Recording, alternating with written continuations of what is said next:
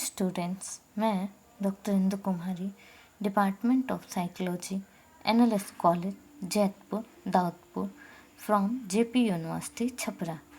आज मैं UG part 1 के स्टूडेंट्स के लिए पेपर 1 में लर्निंग के अंतर्गत ही ट्रांसफ़र ऑफ ट्रेनिंग के बारे में चर्चा करूँगी। आज का हमारा टॉपिक है ट्रांसफ़र ऑफ ट्रेनिंग और लर्निंग, प्रशिक्षण या अधिगमन अंतरण। प्रशिक्षण या अधिगमन अंतरण, ट्रांसफ़र ऑफ ट्रेनिंग और लर्निंग एक महत्वपूर्ण संप्रत्यय या कॉन्सेप्ट है लर्निंग के अंतर्गत, और इनकी चर्चा हम आज करने जा रहे हैं, जिसके ऊपर प्रयोगात्मक मनोविज्ञान में बहुत सारे शोध या प्रयोगों को किया गया है। प्रशिक्षण या अधिगमन अंतरण से तात्पर्य पहले सीखे गए कौशल का वर्तमान कौशल को सीखने पर पड़ने वाले प्रभाव से होता है। जैसे यदि कोई व्यक्ति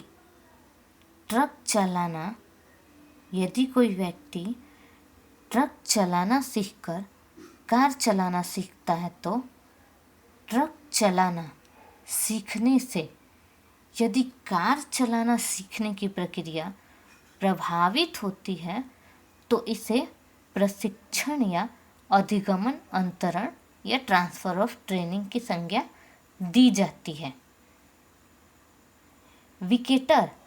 विकेटर ने अधिगमन अंतरण को इस प्रकार परिभाषित किया है कि प्रशिक्षण के अंतरण से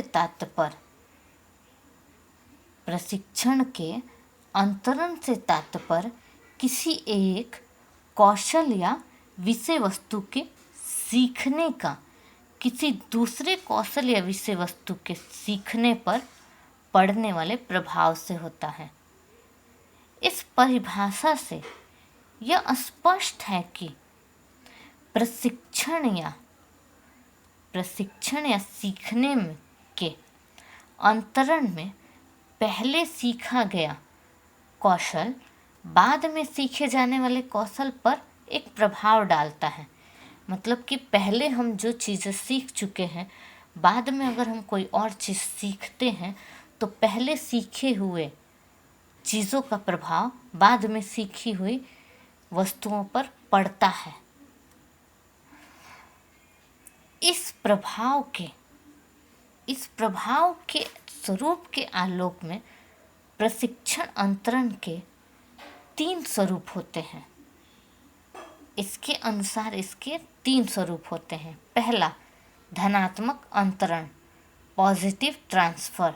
दूसरा, ऋणात्मक अंतरण, निगेटिव ट्रांसफ़र। तथा तीसरा, शून्य अंतरण, जीरो ट्रांसफ़र। सबसे पहले हम धनात्मक अंतरण की चर्चा करते हैं। धनात्मक अंतरण, पॉजिटिव ट्रांसफ़र। जब पहले सीखे गए कौशल या विषय वस्तु से नए कौशल या विषय वस्तु को सीखने में सहायता मिले, उससे मदद मिले, तो इसे हम क्या कहेंगे? धनात्मक अंतरण कहा जाता है। जैसे अगर हम कोई चीज़ पहले सीख चुके हैं और बाद में हम कोई चीज़ सीखते हैं, तो उससे हमें उस प्रक्रिया में सहयोग प्राप्त हो, तो उसे हम पॉजिटिव ट्रांसफ़र कहेंगे।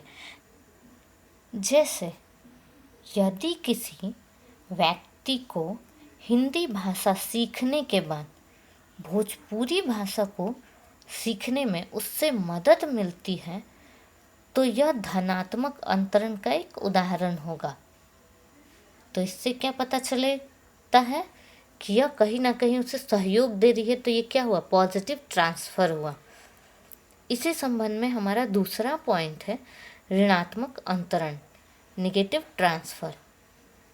जब पहले सीखे गए कौशल या विषय वस्तु से नए कौशल या विषय वस्तु को सीखने में बाधा पहुंचती है, तो इसे क्या कहेंगे? ऋणात्मक अंतरण, निगेटिव ट्रांसफ़र कहा जाता है। जैसे मान लेते हैं कि कोई व्यक्ति संस्कृत भाषा सीखकर अंग्रेजी भाषा सीखने में एक तरह की कठिनाई या बाधा महसूस करता है, तो यह ऋणात्मक अंतरण का एक उदाहरण होगा।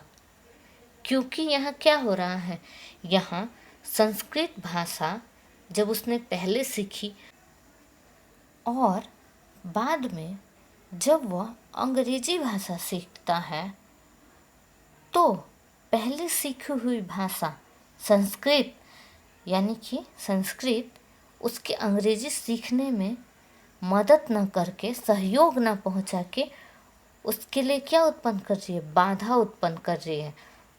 तो ये क्या हो गया, उसके कार्य में रुकावट पैदा हो रहा है उस सीखे हुए भाषा से। तो ये क्या हो गया, ऋणात्मक अंतरण का एक उदाहरण हो गया, नेगेटिव ट्रांसफ़र का।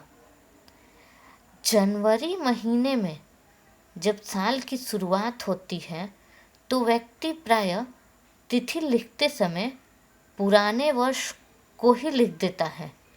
यह भी ऋणात्मक अंतरण का एक उदाहरण है। जो आदत संबंधी बाधा के बारे में बताती है, जो क्या बताती है, आदत संबंधित बाधा के बारे में बताती है हमें। इसी क्रम में हमारा तीसरा पॉइंट है शून्य अंतरण, ज़ीरो ट्रांसफ़र। जब पहले सीखे गए कौशल का प्रभाव वर्तमान कौशल के सीखने पर न तो धनात्मक और न ही ऋणात्मक होता है, तो इसे शून्य अंतरण कहते हैं। इससे क्या तात्पर्य है कि जब हम कोई चीज़ पहले सीख चुके हैं, तो उसके प्रभाव बाद में सीखी हुई वस्तु पर न ही पॉजिटिव पड़े और न ही निगेटिव पड़े, न ही उससे हमें कोई सहयोग प्राप्त हो और न ही वो हमारे कार्य में बाधा उत्पन्न करे। तो ये क्या हो गया, शून्य अंतरण, ज़ीरो ट्रांसफ़र का उदाहरण हो गया। तो इससे क्या पता चलता है कि वह शून्य अंतरण है, ज़ीरो ट्रांसफ़र है, और इसीलिए उसे ज़ीरो ट्रांसफ़र कहा जाता है। तो आज हमने जाना कि ट्रांसफ़र ऑफ ट्रेनिंग, प्रशिक्षण अंतरण किसे कहते हैं, तथा प्रभाव के स्वरूप के आलोक में प्रशिक्षण अंतरण के कितने प्रकार हैं, और उन सब की चर्चा आज हमने की और उन सारे स्वरूपों को जाना। इसके अन्य विशिष्ट प्रकारों की चर्चा हम अपने अगले एपिसोड में करेंगे। आज के लिए इतना ही। धन्यवाद।